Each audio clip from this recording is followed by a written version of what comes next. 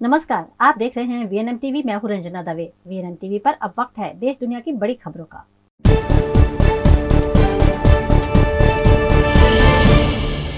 महाराष्ट्र की एकनाथ शिंदे सरकार ने मराठा आरक्षण के मुद्दे पर आंदोलनकारियों की मांगे मान ली है। मराठा आंदोलन के नेता मनोज जरांगे पाटिल ने शुक्रवार देर रात कहा कि मुख्यमंत्री एकनाथ शिंदे ने अच्छा काम किया है, हमारी अपील मान ली गई है, हमारा विरोध अब खत्म हुआ है।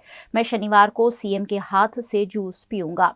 दरअसल शुक्रवार को जरांगे ने शिंदे सरकार को शनिवार सुबह 11 बजे तक का अल्टीमेटम दिया था। उन्होंने कहा था कि अगर 11 बजे तक आरक्षण का अध्यादेश जारी नहीं किया गया तो वे 12 बजे मुंबई के आजाद मैदान पहुंचकर आंदोलन करेंगे। इसके बाद शिंदे सरकार ने देर रात अध्यादेश का ड्राफ्ट जरांगे के पास भेजा। इसमें जरांगे की मांगों का जिक्र है।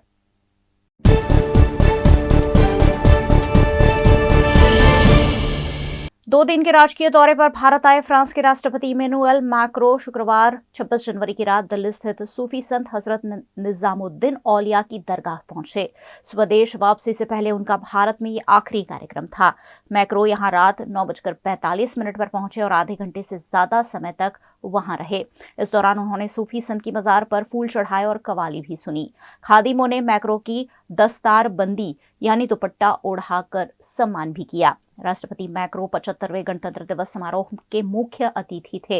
भारत में सूफी संस्कृति का केंद्र मानी जाने वाली निजामुद्दीन औलिया की दरगाह करीबन 700 साल पुरानी है। यहाँ निजामुद्दीन औलिया के शिष्य अमीर खुसरो की मजार भी है।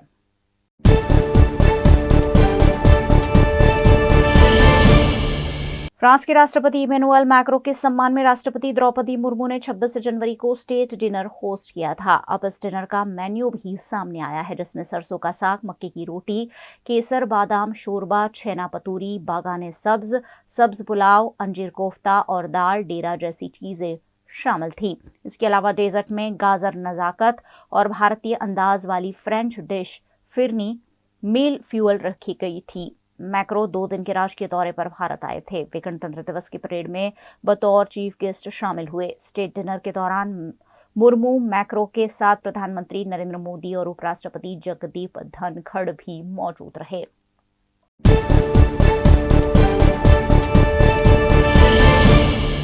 यहां शुक्रवार को न्यूनतम तापमान 3 डिग्री से 6 डिग्री के बीच रिकॉर्ड किया गया।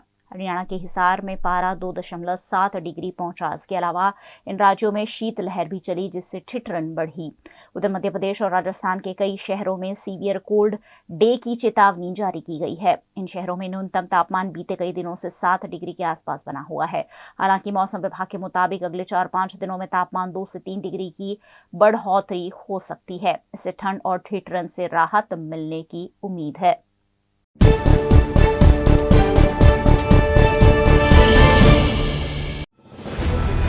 Part of the RR global conglomerate with a presence in over 50 countries. RR Kabel is a leading Indian wires and cables brand, a wide range offering excellent quality and trustworthiness. RR also has a wide range of lighting solutions. Choose from several options that can light up your home or office. Presenting appliances from RR, increasing the style quotient of your home. Delivering convenience every day. RR fans, lighting solutions, air coolers, water heaters, irons and more. When it comes to trust, quality and convenience, ask for home appliances from RR Kabel, your one-stop electric goods solutions provider.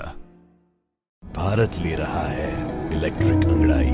क्यों ना हम साथ चले, साथ चले, साथ बढ़े, साथ बढ़े, देश मेरे, देश मेरे। देश को ले जाए नई दिशा की ओर। आपका जॉय, भारत का जॉय।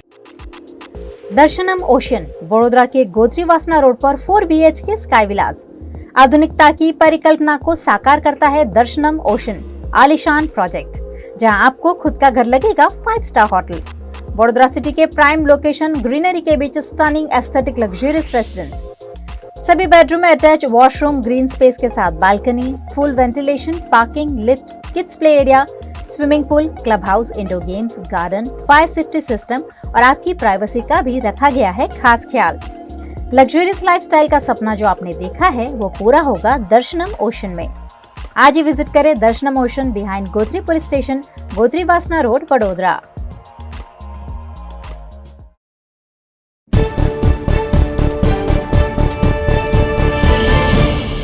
इजराइल हमास जंग को लेकर वर्ल्ड कोर्ट में सुनवाई हुई। इस दौरान कोर्ट ने इजराइल से गाजा पट्टी में नरसंहार रोकने के लिए कोशिश और इस मामले पर ठोस उपाय ढूंढने का आदेश दिया। इसके लिए इजराइल को 1 महीने का समय दिया गया है। अल जज़ीरा की रिपोर्ट के मुताबिक अदालत ने कहा कि इजराइल को गाजा में नरसंहार को बढ़ावा देने वाली एक्टिविटीज को रोकना होगा और ऐसा करने वालों को सजा देनी होगी। इसके अलावा कोर्ट ने कहा कि गाजा में मानवीय सहायता पहुंच सके, इसलिए इजराइल को अनुमति देनी चाहिए। साथ ही कहा कि इजराइल को फिलिस्तीनियों की सुरक्षा करनी होगी। हालांकि कोर्ट ने गाजा में चल रहे इजराइल के सैन्य अभियान को खत्म करने का आदेश नहीं दिया।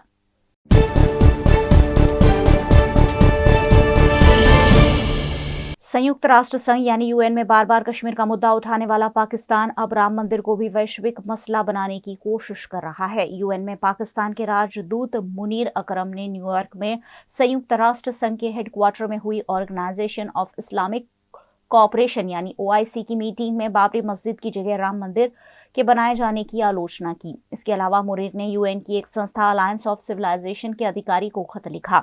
इसमें कहा गया कि भारत में मंदिर बनाने के ट्रेंड से न सिर्फ भारतीय मुस्लिम बल्कि पूरे इलाके की शांति को भी खतरा है।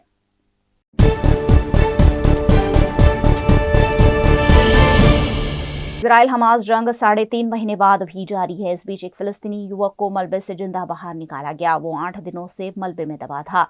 अल जज़ीरा के मुताबिक खान यूनुस में रहने वाला ये युवक 19 जनवरी को हुई इजरायली बमबारी का शिकार हो गया था। वो अपने घर पर था जब ये हमला हुआ। हमले में उसका घर तबाह हो गया और वो मलबे में दब गया। रेस्क्यू ऑपरेशन के दौरान 26 जनवरी को उसे जिंदा बाहर निकाला गया। इसके बाद उसे फौरन अस्पताल ले जाया गया।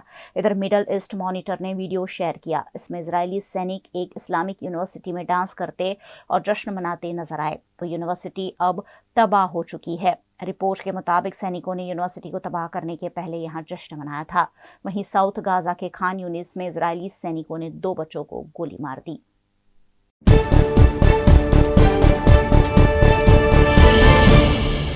बिहार में इस वक्त सियासी हलचल जारी है। आरजेडी और जेडीयू गठबंधन टूटने के कयास लगाए जा रहे हैं। 2 दिन से ऐसे ही संकेत मिल रहे हैं। दिल्ली से लेकर पटना में शुक्रवार 26 जनवरी रात तक बैठकों का दौर जारी रहा। राबड़ी आवास पर लालू तेजस्वी ने राजद कोटे के मंत्रियों के साथ बैठक की। इसमें तेजस्वी ने कहा कि आसानी से तख्तापलट नहीं होने देंगे, इतनी आसानी से दोबारा ताजपोशी नहीं होने देंगे। वहीं नीतीश कुमार ने भी सीएम आवास पर अपने नेताओं के साथ मुलाकात की। उधर दिल्ली में बिहार की सियासी हलचल को देखते हुए दिल्ली में बीजेपी के शीर्ष नेताओं ने भी मीटिंग की। इसमें पार्टी के राष्ट्रीय अध्यक्ष जेपी नड्डा, गृह मंत्री अमित शाह और बीजेपी के महासचिव बीएल संतोष भी शामिल हुए। बताया जा रहा है कि आरजेडी शनिवार को राज्यपाल के सामने विधायकों की परेड करा सकती है। वहीं भाजपा सूत्रों की माने तो नीतीश कुमार मुख्यमंत्री पद से इस्तीफा दे सकते हैं और रविवार 29 जनवरी को 9वीं बार सीएम पद की शपथ लेने का रिकॉर्ड बना सकते हैं। इसे लेकर बीजेपी ने पटना में आज विधायक दल की बैठक बुलाई है।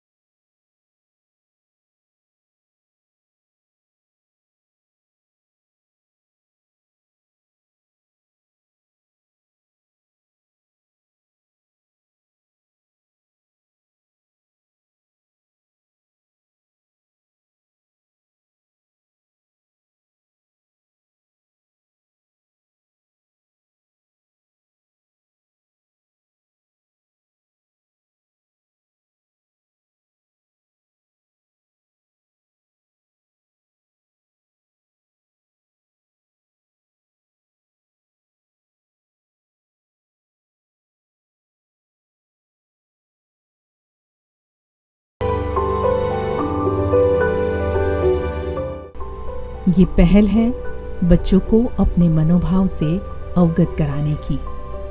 ये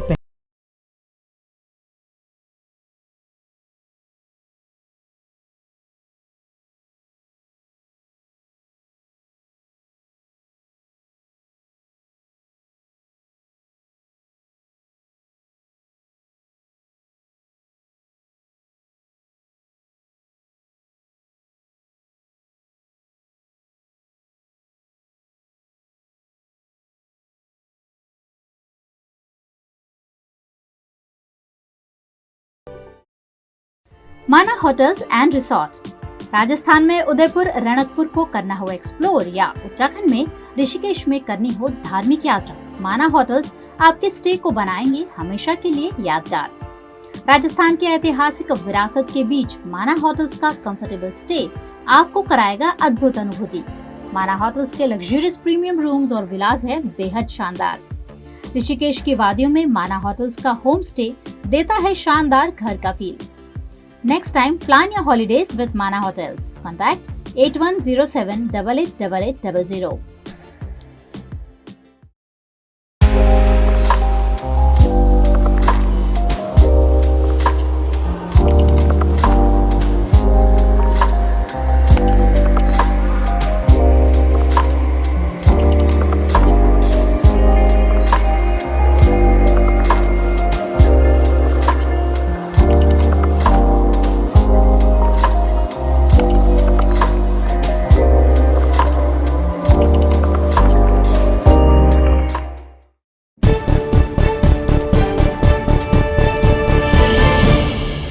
हैदराबाद टेस्ट में टीम इंडिया 436 रन बनाकर ऑल आउट हो गई। राजीव गांधी इंटरनेशनल स्टेडियम में इंग्लैंड ने गुरुवार को पहली पारी में 246 रन बनाए थे।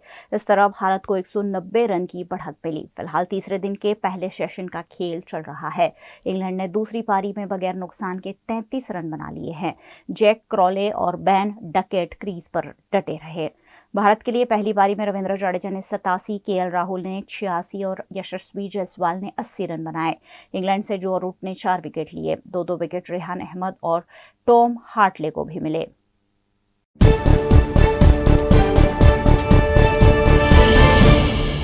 फ्रांस के राष्ट्रपति इमैनुअल मैक्रों 25 और 26 जनवरी को 2 दिन के राजकीय दौरे पर भारत आए थे। इस दौरान भारत और फ्रांस के बीच कई समझौते हुए। पीएम मोदी और मैक्रों ने भारत फ्रांस के बीच डिफेंस इंडस्ट्रियल सेक्टर में साझेदारी बढ़ाने पर सहमति जताई। साथ ही इसके लिए रोड मैप भी तैयार किया गया।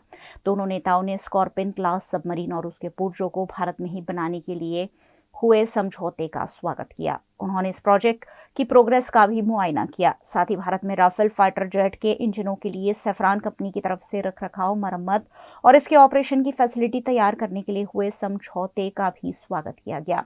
इसके अलावा saffron company IMRH helicopter engine बनाने के लिए भारत की हिंदुस्तान एरोनॉटिक्स लिमिटेड के बीच जॉइंट वेंचर बनाएगी।